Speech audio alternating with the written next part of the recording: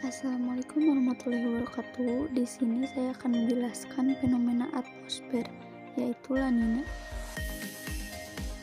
Perkenalkan, nama saya Alin Melani dari kelas 10. Sebelumnya, apa sih fenomena atmosfer itu? Fenomena atmosfer atau fenomena meteorologi adalah segala peristiwa yang terjadi di atmosfer bumi.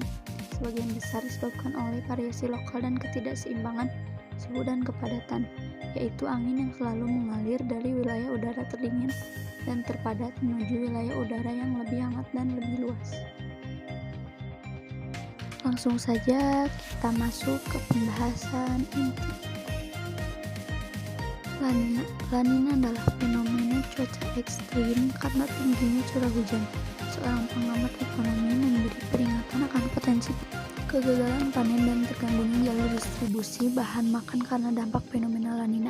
Peningkatan curah hujan akibat fenomena La Nina dapat meningkatkan kemungkinan terjadi bencana hidrometeorologi. Risiko terjadinya bencana hidrometeorologi karena fenomena La Nina adalah banjir, banjir bandang, dan tanah longsor. Proses terjadinya La Nina.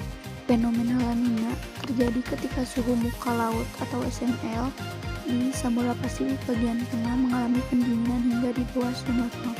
Pendinginan ini berpotensi mengurangi pertumbuhan awan di Samudra Pasifik Tengah. Selain itu, angin pasat atau trade winds berhembus lebih kuat dari biasanya di sepanjang Samudra Pasifik dari Amerika Selatan ke Indonesia. Hal ini menyebabkan massa air hangat terbawa ke arah Pasifik Barat. Karena massa air hangat berpindah tempat, maka air lebih dingin di bawah laut Pasifik akan naik ke permukaan untuk mengganti massa air hangat yang berpindah tadi. Hal ini disebut UV-link dan membuat SML turun. Fenomena La Nina terjadi saat pasokan aliran massa udara dari Samudra Pasifik menuju ke wilayah Indonesia akan mengakibatkan terjadinya penambahan atau peningkatan curah hujan.